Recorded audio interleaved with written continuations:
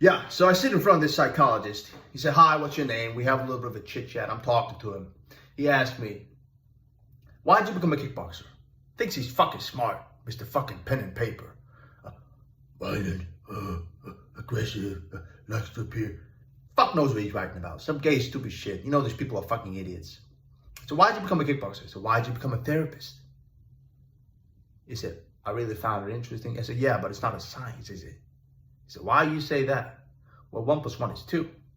But with an alcoholic, you can have a person whose father was an alcoholic, so they're an alcoholic. You can have a person whose father was an alcoholic, so they don't drink alcohol at all. People can be in the same situation and have very different outcomes depending on who they are as an individual. So it's not a science, it's not exact. For something to be science, you have to be able to predict the future with it. 1 + 1 is 2, which means if I take 1 and 1 and put them together again, it'll be 2 again in the future. This is how we can put rockets into space, because we can see where the planets are going to be. We know where to put the satellites. We can work things out. We can predict the future with science. You can't predict the future with psychology. You can't sit there and psychoanalyze someone and tell me what I'm going to do. You can't stop me throwing this cup of coffee in your face. You can't stop me doing shit. You don't know anything. So it's not a science. It's not exact. And he sat there for a few seconds and he thought, this motherfucker is smarter than I expected. And then he said, "Well, it's not exact, but there are some very general rules." And that was his answer. Now, psychologists do this a lot, psychologists, therapists, etc. They give stupid ass answers. And because 99% of the people are stupid, they get away with it. There's some general rules. Okay, there's some general rules. Then why are we speaking, friend? Because general rules, by your own description, general rule means it must apply to people in general. It must apply to the masses. It must apply to normal people. It's the average of the bell curve. I'm an exceptional individual. I'm a 4-time kickboxing world champion with a genius IQ. I've made more money than you will ever make. I've done things you can never do. I'm smarter than you are. So why are you talking to me?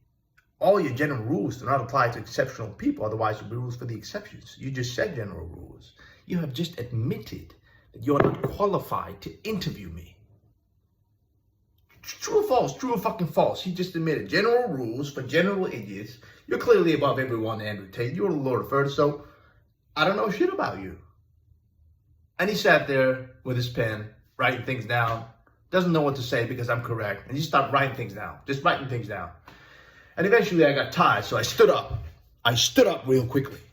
And as I stood up, he shat himself and dropped his pen. These are your masters. These are the therapists you worship. These are your lords. I stand up and he shit himself. Therapist? Oh, don't hurt me. You fucking pussy. I just looked at him. He had genuine shame in his eyes. He knew he fucked up. I guarantee I changed the trajectory of his career for the rest of his life. He will never forget the day he met Andrew Tate. Not only did he get out-argued, not only did he get embarrassed, but he felt shame when he dropped his pen. And I said, his pen was on the floor. And I said, "You dropped your pen." And I walked out the room. I never saw that report. I don't know what he wrote down. He didn't call me back. He didn't want to see me again. I'm sure he made up a whole bunch of shit. Writing bad things on a piece of paper just trying to make himself feel better. But the reality is he could not defend his own profession. And in the harsh reality of the world, he shot himself. Now, why did he shit himself? Because as I said earlier, action versus inaction. Therapists live in a world of inaction. To sit, fucking chit-chat, and talk, discuss. Baby, tell me, when you were 12, that time you had that orange juice, how did you make... Who gives a shit? I live in a world of action. You know what action is? Physical force. He was afraid that I was going to attack him. I'm not a violent man. But because I embarrassed him, because I destroyed his worldview so brutally, he was left in a state of childlike fear. He was left in a state where he was sitting there feeling vulnerable. And as I stood up and he saw my pure physical prowess, he shot himself and dropped his pen. A vulnerable man in a vulnerable state with supreme force moving quickly in front of him. Of course you dropped his pen. What else you got to do? Action. Me standing up is action. Me whooping someone's ass is real action. Sitting there having a chit-chat and write things down is inaction. Action always trumps inaction.